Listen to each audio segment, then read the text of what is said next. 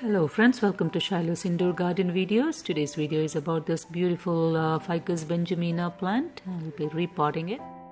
It's about 3.5 feet tall and it's time for me to repot it. So I already gave it a shower, but I thought I'll record and why not make a video and share it with you all.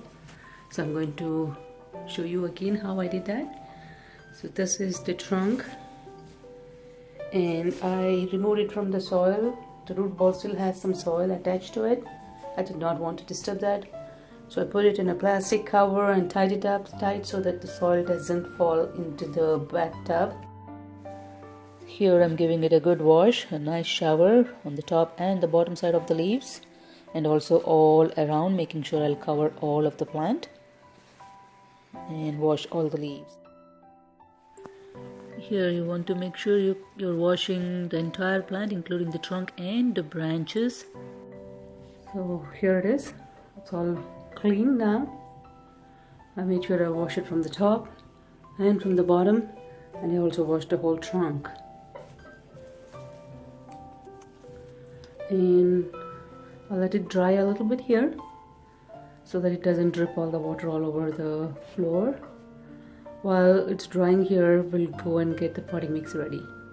So here friends, this is the potting mix. I have garden soil, the moisture control garden soil. I have 1 part sand, 1 part cow manure, and 3 parts of garden soil for the size of a pot here.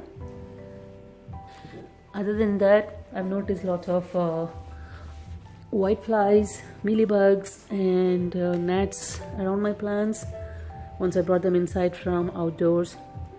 I've lost few plants with that. Just as an example, if you look at this coconut plant, this was very beautiful and tall, but then I've lost that for the white flies and mealybugs.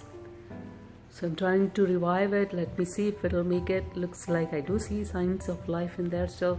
I hope it will survive. I'll keep you posted on that. Here I'm adding 1 to 2 teaspoons of diatomaceous earth. It's a pesticide, safer to use inside the house. You're making sure there are no kids or your pets around you when you're using this, and you also make sure you will not inhale it. It controls a lot of bugs. There's a big list here, but out of this I am looking into the bugs that I have problem with are the fruit flies, fungus gnats, also white flies and aphids. So I use this. It's working fine for me. When I'm mixing this up with the soil, you want to stay away from it so that you won't inhale it. So just move back a little, just use your hands to mix it up so that anything that comes up in the air, you will not inhale it.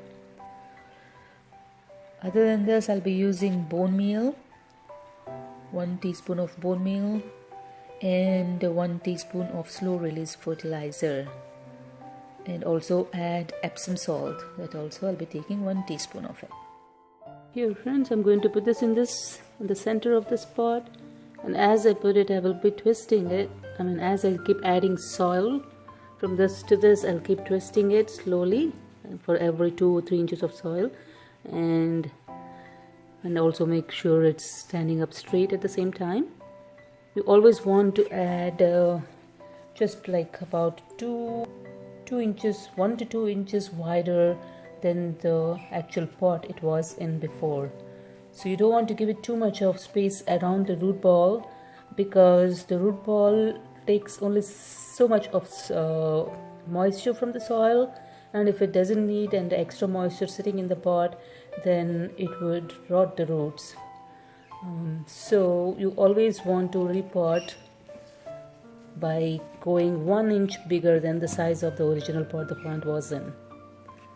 Okay, I just wanted to let you know that. Now I'll start adding soil to this, and in order to take care of that I need both hands, so I will have to pause the video here. I'll be right back.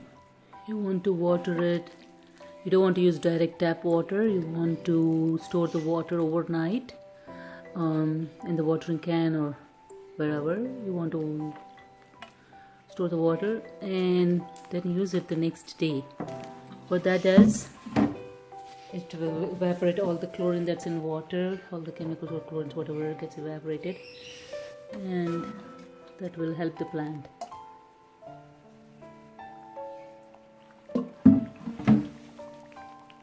See air bubbles there?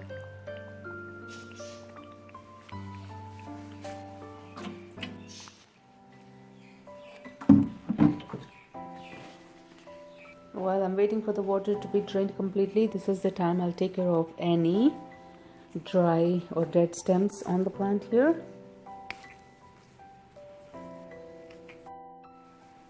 Talking about lighting on this plant will sit by the east facing window and will get 4 to 6 hours of indirect sunlight daily. It has been sitting in this location and has been doing great. Hopefully this repotting will not get it into big shock. Dropping few leaves after repotting it or moving it from one location to another will usually be normal, but dropping quite a lot of leaves, dropping continuously, is not a good sign. Hopefully it will not do that. I'll keep you posted. My next task is to repot this fiddle leaf fig. I will make a video and post that also. But for today, this is all I have. Thank you for visiting Shailus Garden videos. Please do comment, share and subscribe. Have a nice day. Bye.